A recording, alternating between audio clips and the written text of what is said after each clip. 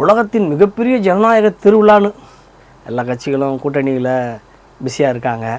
தமிழ்நாட்டில் திமுக ஒரு பெரிய கூட்டணியை வச்சுக்கிட்டு அது வேலையை செய்ய ஆரம்பிச்சிருக்கு. கம்யூனிஸ்ட்டுகள், மதிமுக, விடுதலை சிறுத்தைகள், காங்கிரஸ், அப்படி ஒரு பெரிய கூட்டணி இருக்குது. இது போக அதிமுக ஒரு கூட்டணி அமைச்சிருக்காங்க. பிஜேபி ஒரு கூட்டணி அமைச்சிருக்கு அகில இந்திய அளவிலேயே.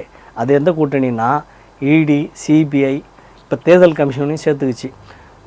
சுப்ரீம் கோர்ட்டையும் கூப்பிட்டு பார்த்தாங்க, அவங்க வரமாட்டேன்ட்டாங்க போல இருக்குது. இந்த அளவில் தேர்தல் கமிஷனோட ஒரு கூட்டணி வச்சுக்கிட்டு இப்போ பிஜேபியோட கூட்டணியில் இருக்கக்கூடிய இவங்க கேட்ட மாம்பழம் உடனே கொடுத்துட்டாங்க. கேட்டதும் கிடைக்குது. இவங்க கூட்டணியில் இருக்க ஆமாம், கூட்டணியில் இருக்க சைக்கிள் உடனே கொடுத்துட்டாங்க. மாம்பழம் உடனே கிடைக்குது. அங்கே குக்கரு கிடைச்சிருச்சு. அங்கே தட்டினாலும் கூட அடுத்தவங்களுக்கு கிடைக்க மாட்டேங்குது. தீமான பொருள் சுத்தமாக சின்னமே இல்லாமல் ஆகிவிட்டாங்களாம்ல. ஆமாம், இப்போ மைக்கு கொடுத்துருக்காங்க.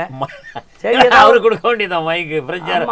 அவங்க ஒரு 4-5 தேர்தலை நாங்கள் தானே போட்டி போட்டோம், எங்களுக்கு அதையாங்க கொடுக்க மாட்டீங்கன்னா. சரி எந்தப்பா கடிப்பா பெருசா கடின்னு சொல்லி மைக்கை கொடுத்துட்டாங்களா? மைசூர் பாக்கு மாதிரி கடிச்சிக்கிட்டு அலைய வேண்டியதான் மைக்கை. விடுதலை சிறுத்தைகள் கேட்குற பானை சின்னத்தை ஏன் கொடுக்க மறுக்கிறாங்க? போன தடவை பானையில் வேண்டாங்கன்னு கொடுக்க மறுக்கிறாங்க.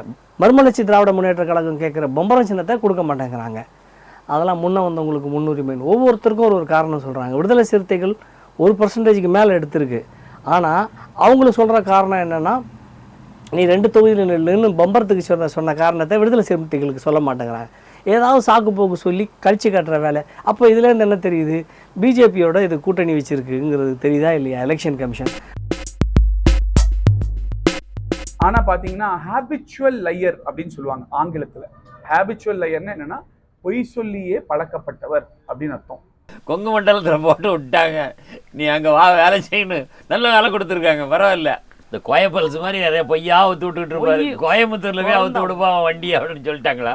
ஆமா, வாயை திறந்தா விவேகானந்தர் தெரு, துபாய் குறுக்கு சந்து, துபாய் மெயின் ரோடு, துபாய்.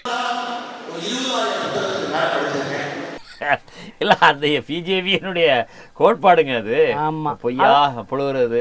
அதை சொல்லி இப்ப அண்ணாமலையை கொண்டு வந்து கோயம்புத்தூர்ல நிறுத்தியிருக்காங்க. அங்க ஒரு அண்ணாமலை அந்த ரோட் ஷோ ஒன்று பண்ணாங்க, நிறைய கூட்டமாம்ல.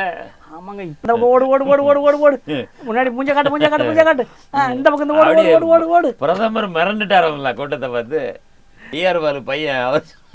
ஆமா, தேர்தலுக்கு பிறகுதான் மட்டன் பிரியாணி இப்பவே போட்டுடலாம் மட்டன் பிரியாணிங்க அவரு. ஆமா, தேர்தலுக்கு பிறகு மட்டன் பிரியாணி போடுறோம்னாரு. தேர்தல் முடிந்தவுடன் நிச்சயமாக பிரியாணி போடணும்னு சொல்லி சொன்னேன்.